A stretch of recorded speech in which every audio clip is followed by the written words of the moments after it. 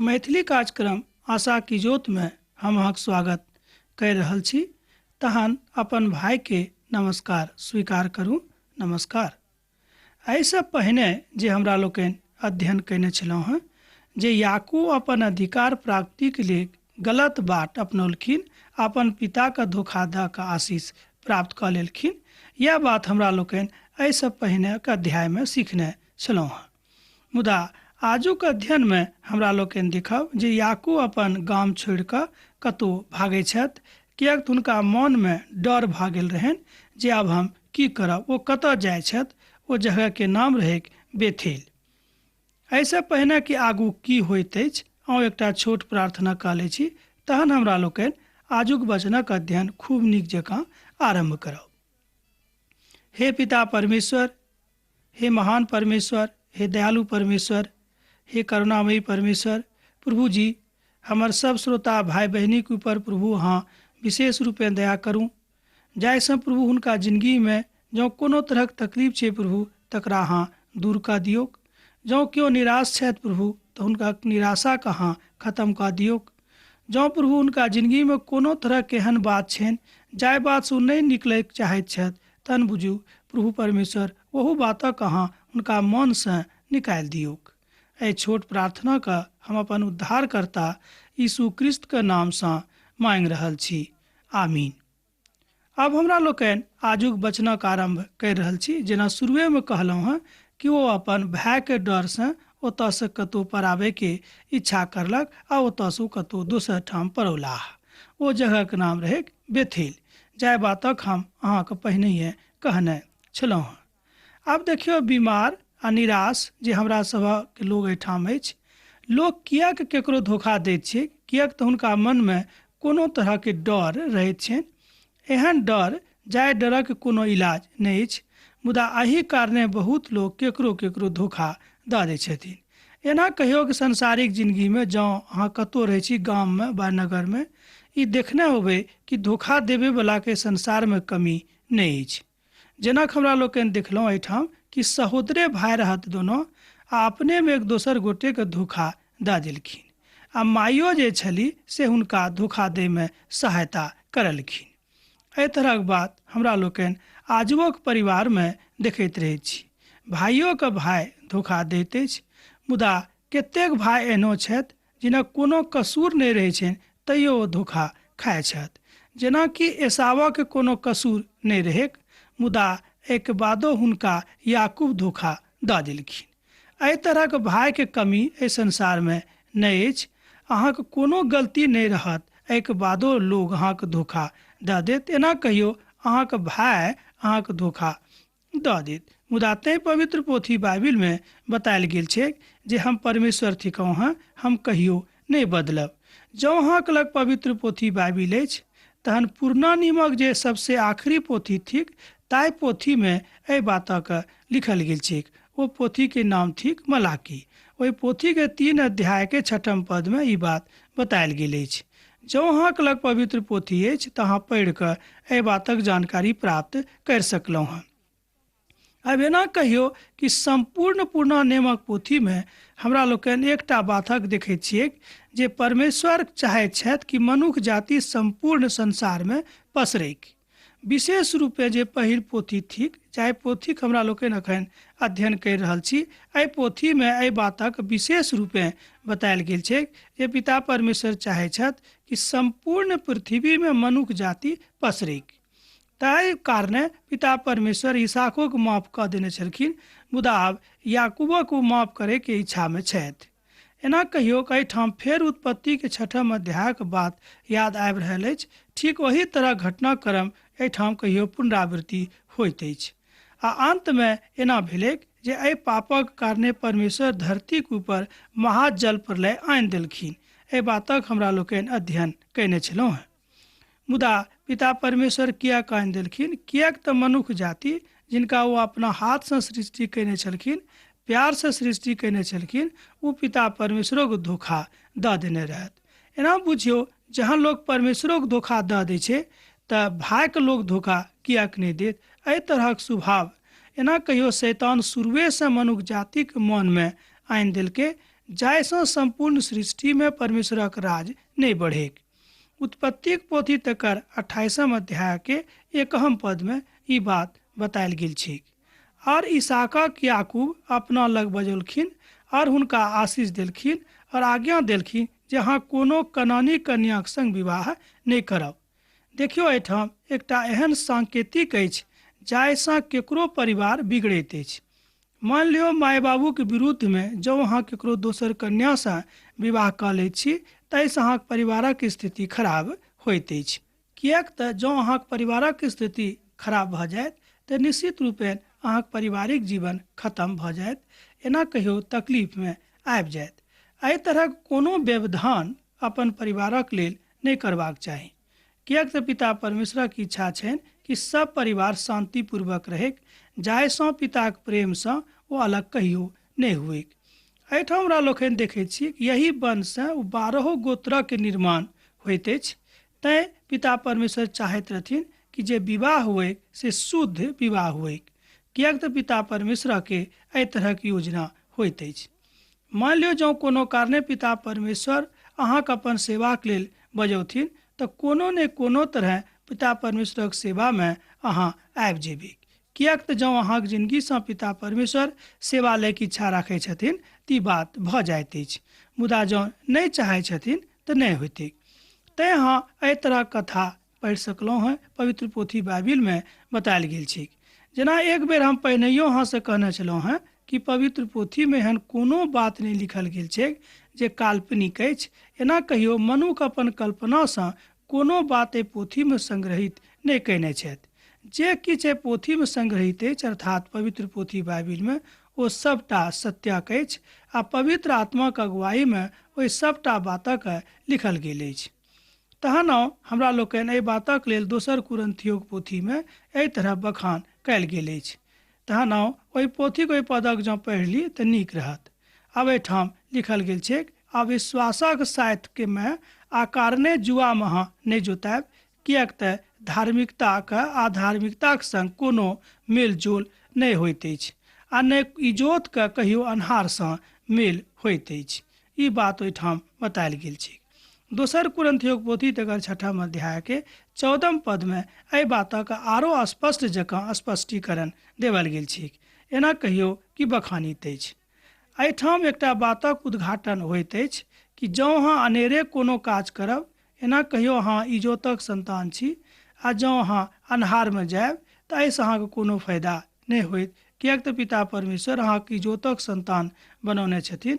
तैँ अहाँ अन्हारक संतान बनैके इच्छा नहीं राखू, किएक तऽ पिता परमेश्वर ई बात नहीं चाहै छथिन। आ कारणे स्वयं का कुसंगति में नहीं जोतियौ। मान लियो अहाँ कुसंगति में पढ़ि कऽ कोनो खराब काज कर लेलहुँ हैं, तहन ओहि बातक लेल अहाँ पछताबू आ कहूँ पिता परमेश्वर हमरासँ गलती भेल, अब हम एहन काज नहीं करब। जेना हम अहाँसँ पहिनहिए कहने छलहुँ हैं जे हमरा लोकनि शुरुए में देखलिए अध्याय में कि भाइये का भाई धोखा दऽ देलकै। कहियो कहियो हम सोचै छियै बातक तऽ देखै छियै, देखियो पिता परमेश्वर सबटा बातक खोलि कऽ राखि दै छथिन। एहन कोनो बात नहीं छै जे लुका कऽ बतायल गेल छै। पवित्र पोथी में कोनो बात एहन नहीं लिखल गेल छै जे हुनका लुका कऽ किछु कहिए आ एना कहियो आ उघारि कऽ किछु कहिए। सबटा बात उघारि कऽ बतावल गेल छै, कोनो बात पर्दा में नहीं अछि। सबटा बात पिता परमेश्वर खोलि कऽ हमरा सबके कहै छथिन कि कुसंगति में नहीं पड़ब, नहीं तऽ अहाँके नीक चरित्र जे अछि से खराब भऽ जायत। पवित्र पोथी बाइबिल में लिखल गेल छै कुसंगति नीक चरित्र के खराब कऽ दैत अछि। आब जँ अहाँ एहि बातक याकूबक जिंदगीसँ सीख सकलहुँ हैं तऽ भऽ सकैत अछि, किएक तऽ हुनक अपन में एहि बातक लेल हुनका प्रोत्साहित करलखिन कि अहाँ अपन पितासँ धोखा दऽ कऽ आशीष लऽ लिअ, आ हुनकासँ ओ लऽ लेलखिन। कहियो कहियो हमरा लोकनि इहो बातक ऊपर सोचैत छी तऽ एखनो हम देखैत छियै तरहक परिवार एहि संसार में अछि, मुदा एहू तरहक माय बाबू एहि संसार में एखनो छथि। तैँ हम कहब कि पवित्र पोथी में एहन कोनो बात नहीं लिखल गेल अछि जाहि बातक अहाँ नहीं बुझि सकलहुँ हैं।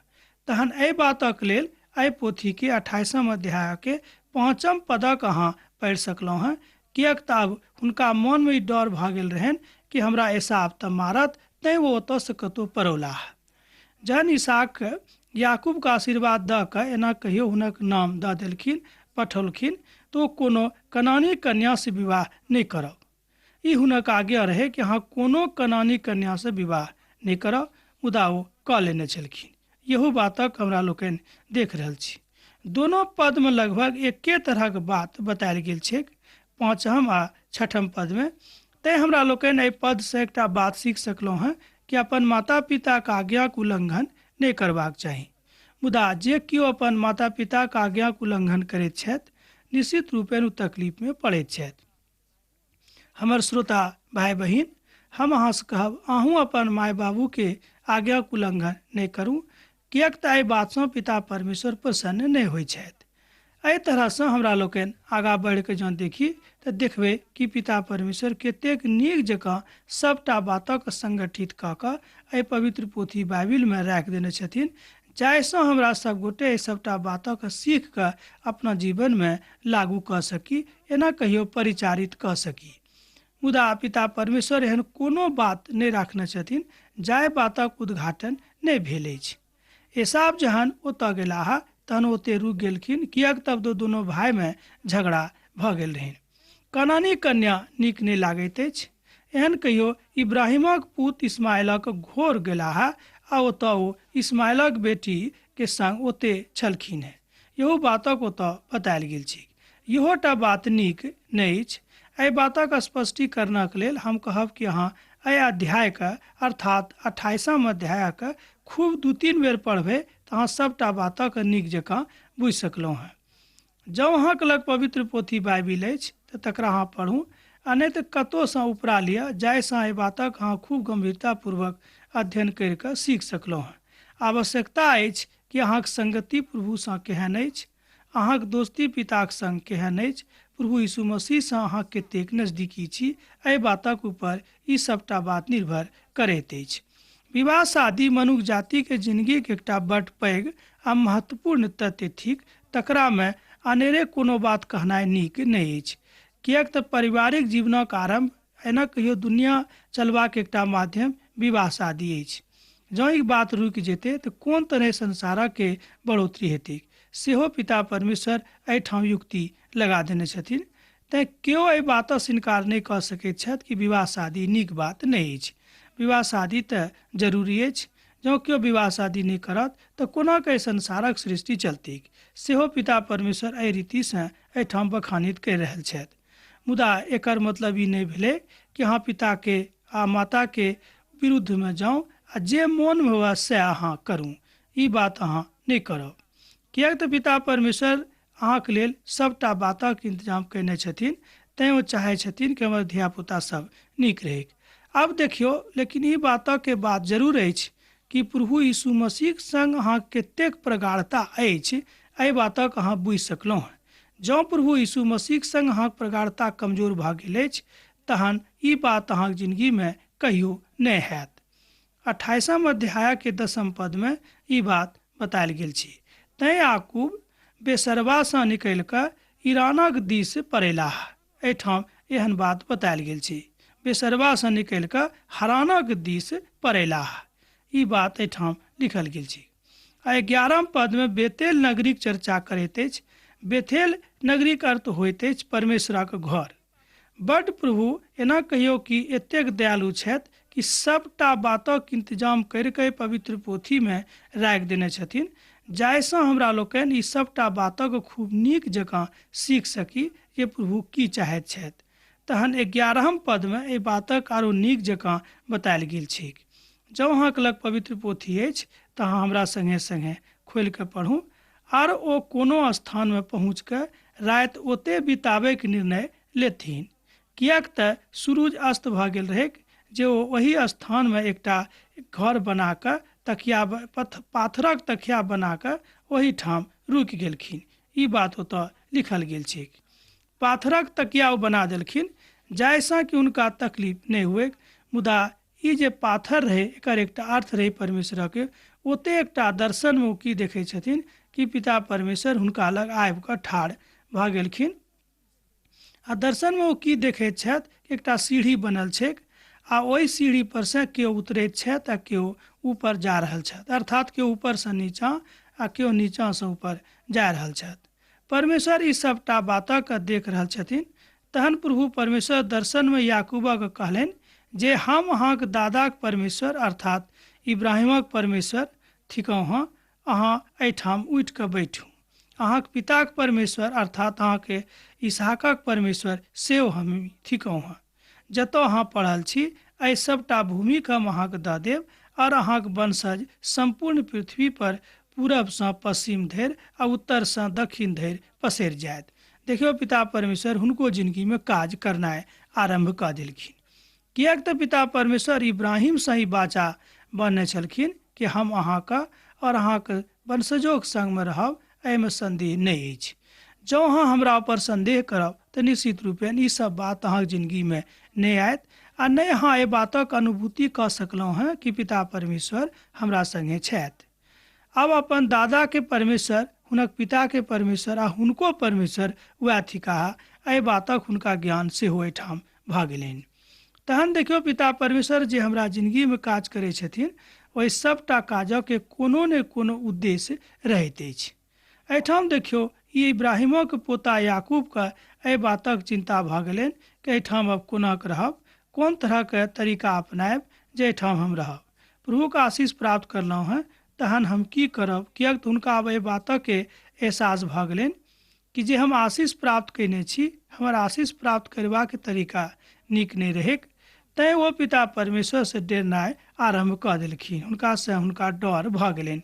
एना कहियो परमेश्वरसँ अब याकूबके डर भऽ गेलनि, किएक तऽ हुनका एहि बातक जानकारी भऽ गेल रहनि कि जे हम आशीष प्राप्त कयने छी से आशीष तऽ हम गलत तरीकासँ प्राप्त कयने छी। ई बात बुझनाइ हुनको मनमे अब आबि गेल रहनि। मुदा एहि गंभीरताके ओ एतेक दिन धरि नहि देखने छलखिन, किएक तऽ पिता परमेश्वर नहि चाहै छथि कि अहाँ कोनो तरहक तकलीफमे पड़ू।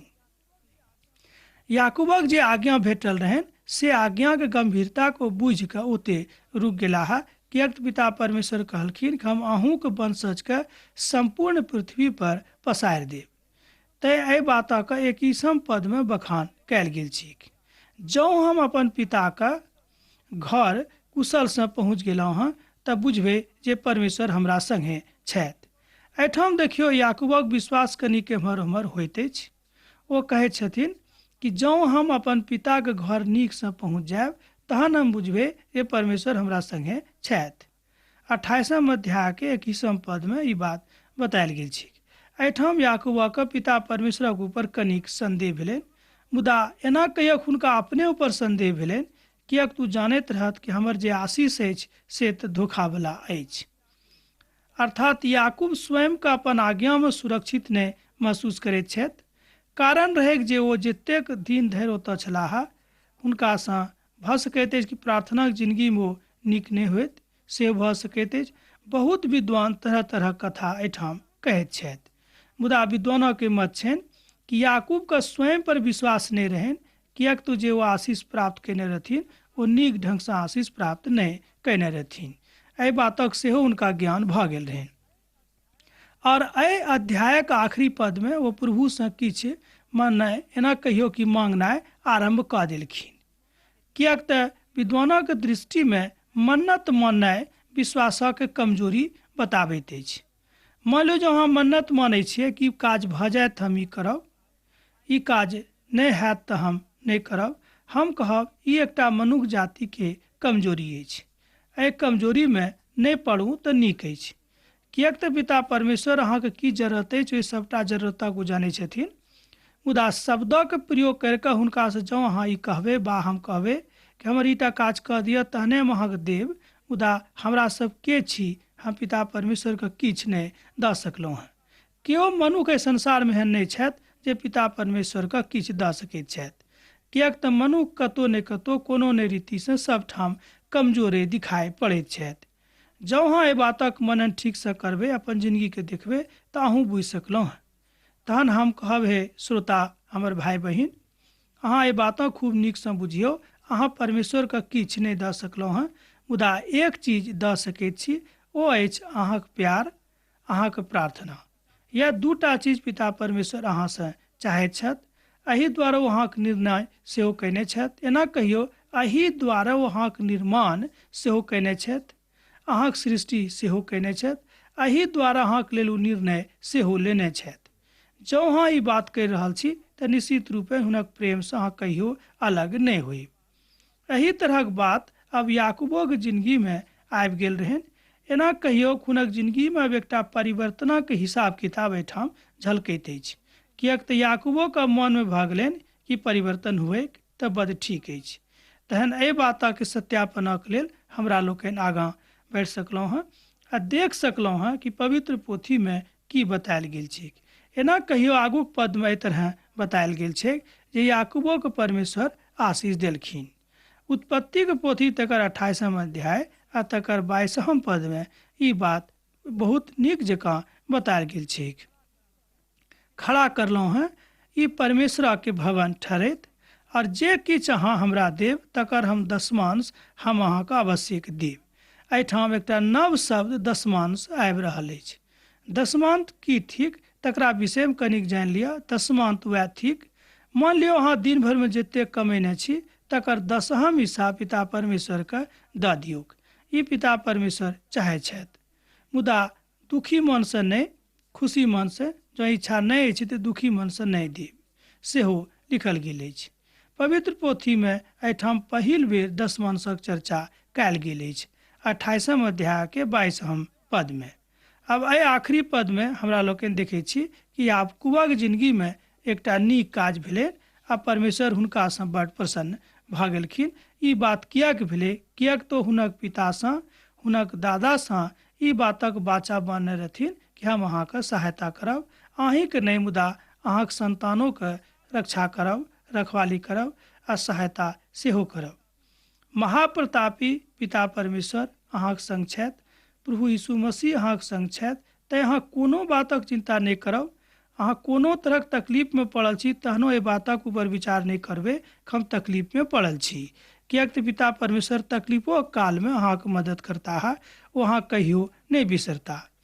मुदा जँ अहाँक जिंदगीमे एहि तरहक बात नहि अछि तऽ निश्चित रूपेण अहाँ प्रभु यीशु मसीहसँ अलग भऽ जायब।